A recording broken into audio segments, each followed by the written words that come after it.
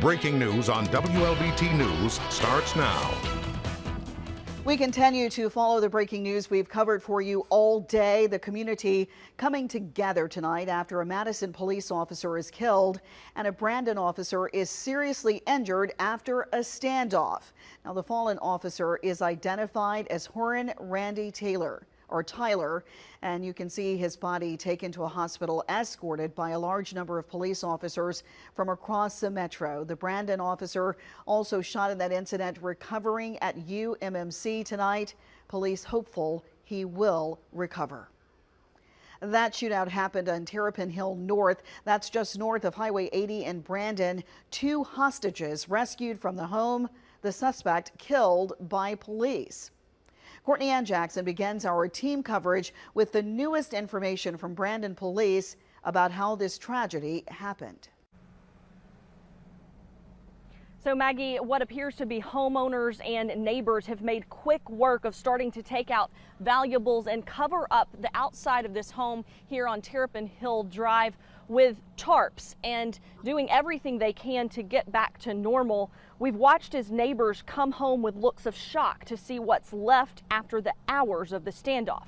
Here's what we've learned.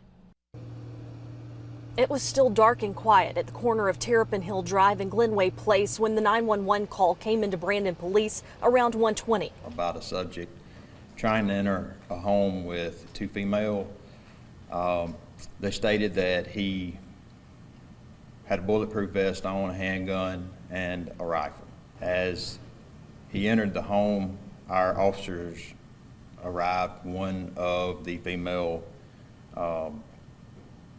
was able to escape. Police have identified that man as 22-year-old Gabriel Matthew Wilson of Pearl. From our conversations with him, he was there and he was looking for a fight. As the number of officers and equipment grew, negotiations continued.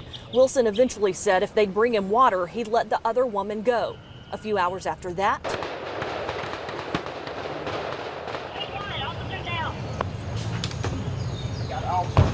that exchange woke the neighbors. We stepped out in the front yard and it just exploded.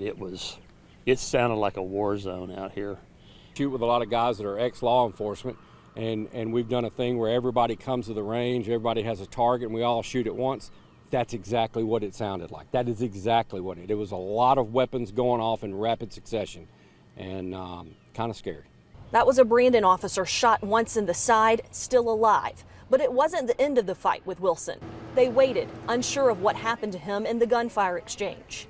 We had robots that were going in, couldn't and never saw anything. The last drone that flew in saw him laying on a mattress. I think the drone may have hit a ceiling fan. He woke up. When he woke up from that point, he grabbed the rifle again, and that's when he fatally shot the officer in Madison. That officer was identified as Officer Randy Tyler with the Madison Police Department. The suspect was also shot during the entry. It just makes you realize that it can happen anywhere.